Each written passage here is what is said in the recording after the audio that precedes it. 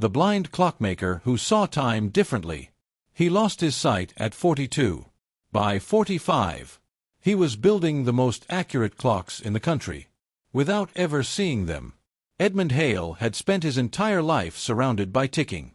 In a narrow little workshop tucked between two brick buildings in Bristol, he repaired clocks the way musicians tune instruments, by instinct.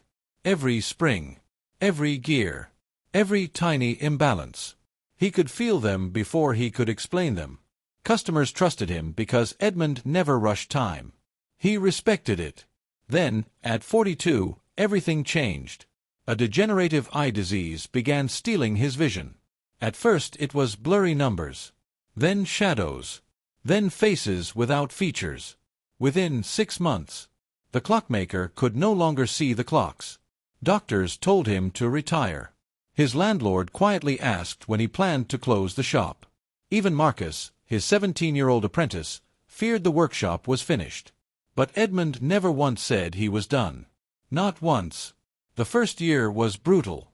He dropped tiny screws he couldn't find again, assembled entire mechanisms backwards, cut his fingers reaching for tools that weren't where he thought they were.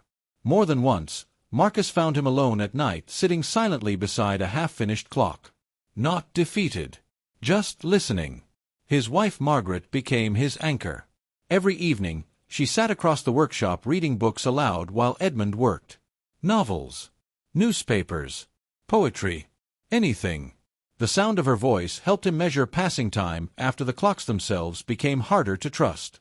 Some nights, he failed completely. 41 clocks broke before he completed one that worked again. 41. Most people would have stopped after 5. But Edmund kept going, because he slowly realized something strange was happening. Without sight, his hearing sharpened beyond anything he imagined possible. He began noticing microscopic imperfections hidden inside the ticking. Tiny friction no one else heard. Minute inconsistencies in gear alignment. The faintest imbalance in movement. Things master craftsmen with perfect eyesight completely missed. Edmund stopped building clocks by appearance. He built them by rhythm, by harmony, by sound. And somehow, his clocks became better than before. Far better. A horological society in London tested one of his finished pieces. After an entire year, it had lost only 2 seconds. Word spread quickly. Collectors traveled from across England to visit the blind clockmaker in Bristol. Watch manufacturers asked for consultations. A museum commissioned one of his designs.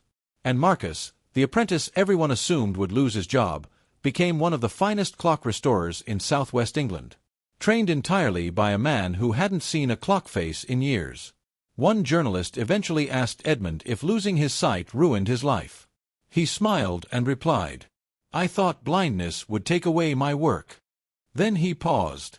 "But it only took away my assumptions. Those are not the same thing." And maybe that's true for more people than we realize. Because sometimes, the thing we fear losing most is actually the thing hiding what we're truly capable of seeing.